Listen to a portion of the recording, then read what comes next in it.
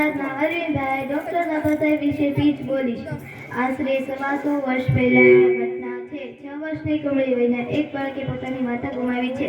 એમના પિતા રામજીભાઈ લક્ષોઈ શાળામાં શિક્ષક છે. માતૃસુખ ગુમાવનાર પુત્રના વાકડિયા વાળામાં પિતા હાથ પસરાવી રહ્યા છે. એમણે જાણે કે ચારે દિશામાં એમણે જાણે કે અંધકાર દેખાઈ રહ્યો છે. મારા સૌથી નાના દીકરાનું શું થશે? હું એને સંભાળી શકીશ? એની માતાનું સ્થાન લઈ શકીશ?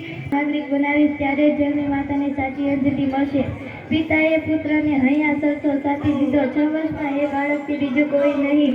આપણા દેશના બંધારણના ઘડવૈયા ડોક્ટર બાબા સાહેબ આંબેડકર. તેમનું મૂળ નામ ભીમરાવ. માત્ર 6 વર્ષની ઉંમરે એમની માતા ભીમબાઈનું અવસાન થયું. દલિતો અને પીડિતો માટે જીવન સમર્પિત કરનાર ડોક્ટર બાબા સાહેબ આંબેડકરનો જન્મ મધ્યપ્રદેશ રાજ્યના મહુ ગામમાં 14 એપ્રિલ 1891 થયેલો. ભીમરાવ અંગે ધોરણા હતા. એમનું કપાળ વિશાળ હતું. વાતો એવા વાકડિયા કે જોનારાની આંખ ઠરે. નાક ટચુકડો, આંખો પાણીદાર. પરિવારમાં એ સૌથી નાના એટલે મા બાપના રાજકોટ સારી પેઠે પામ્યા. પરંતુ દુર્ભાગ્યે માતાનું સુખ વેલું છીનવાઈ ગયું. જય ભીમ.